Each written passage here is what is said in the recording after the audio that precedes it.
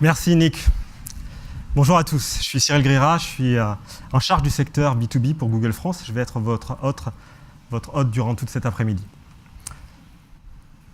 Alors à mon tour, je suis ravi de vous accueillir pour ce premier Think B2B en France. Je crois qu'on peut s'applaudir.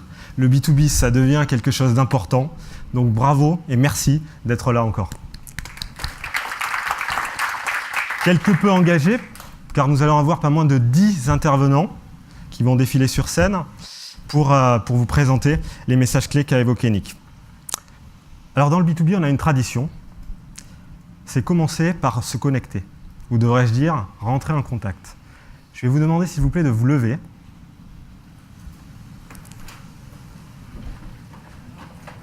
Et tout simplement, mais avec enthousiasme et énergie, vous présenter à votre voisin de droite, de gauche, de devant et de derrière. Merci.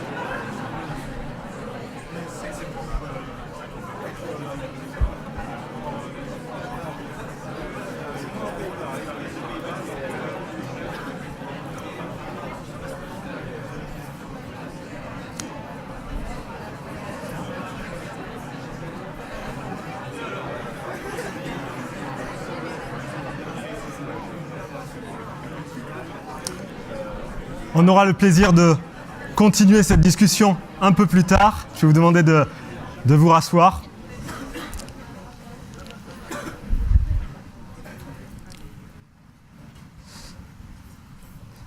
On va baisser un petit peu la lumière, s'il vous plaît. Alors, Nick vous l'a dit, un Think B2B comme guide, éclaireur de la transformation digitale. Une petite histoire. En 2007, Paul Hermelin, PDG de Capgemini, 85 000 salariés présents dans 40 pays dans le monde, se retrouve face à deux challenges. Dans une période de crise, il doit réagir, 1, pour accroître la rentabilité de son entreprise, 2, pérenniser son activité, souvent soumise au cycle économique. Il doit mener un changement profond de son organisation. Il comprend tout de suite qu'il n'y arrivera pas tout seul, et que le digital est une formidable opportunité pour se transformer. Il lance son plan stratégique iCube, autour de 3 piliers. Industrialisation, pilier 1, 2, innovation, 3, intimité client. Il implique l'intégralité de son COMEX et s'entoure de partenaires de cette transformation, dont Google. Étape 1, l'industrialisation. Il développe son activité offshore. En rachetant des entreprises, il délocalise une grande partie de son activité en Inde. Pour réussir, l'enjeu principal est la mise en place de plateformes de collaboration autour des équipes projets. Car en dépit du fait que maintenant les équipes vont travailler à des milliers de kilomètres les unes des autres, il est indispensable de créer un esprit d'entreprise, One Team.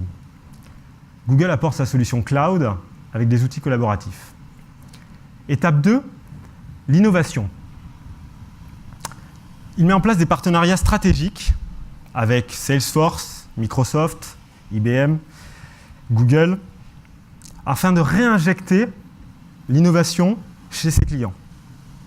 Avec Google, Capgemini gagne en 2008 le premier projet cloud computing de grande envergure chez Valeo, auprès de 35 000 salariés. Étape 3, l'intimité client. Maintenant que Capgemini a commencé sa transformation de l'intérieur, il décide de communiquer pour renforcer la présence des valeurs de sa marque auprès de ses clients. Avec Publicis et Google, Capgemini investit 5 millions d'euros dans une grande campagne de publicité mondiale, 100% web, dont le message clé est la capacité de Capgemini à aider ses clients face à la crise. Un message toujours d'actualité, me direz-vous. Alors dès 2009, puis dans les années qui suivent, Capgemini confirme ses objectifs de rentabilité et de croissance. L'annonce de ces résultats stables rassure les investisseurs et projette l'entreprise dans une nouvelle ère. Alors pourquoi je vous raconte cette histoire? Parce que Capgemini a réussi sa transformation en communiquant un plan clair et impliquant sa direction générale à chaque étape. Quant à nous, Google, on a été partenaire de cette transformation à 2 niveaux. Se transformer de l'intérieur pour gagner en performance et transformer son image et véhiculer ses valeurs. Voilà les 2 axes sur lesquels nous allons nous concentrer cet après-midi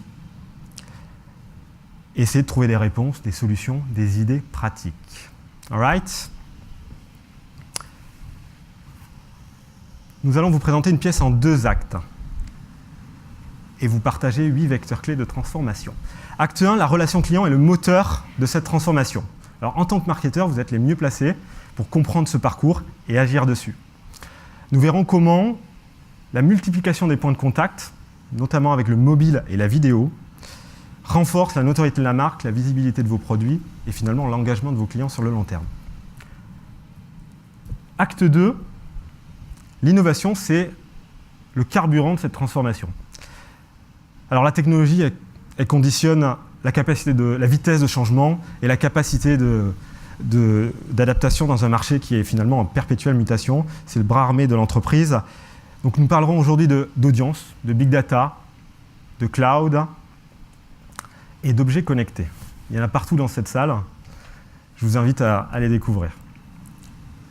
Alors partons tout de suite à la rencontre du nouveau consommateur B2B.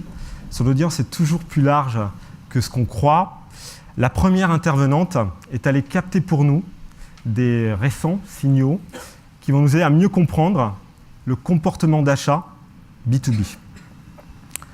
Elle va nous dévoiler qui des acheteurs ou des prescripteurs sont les plus présents et comment ils interagissent avec vos marques. Merci d'accueillir Gentiane, analyste B2B.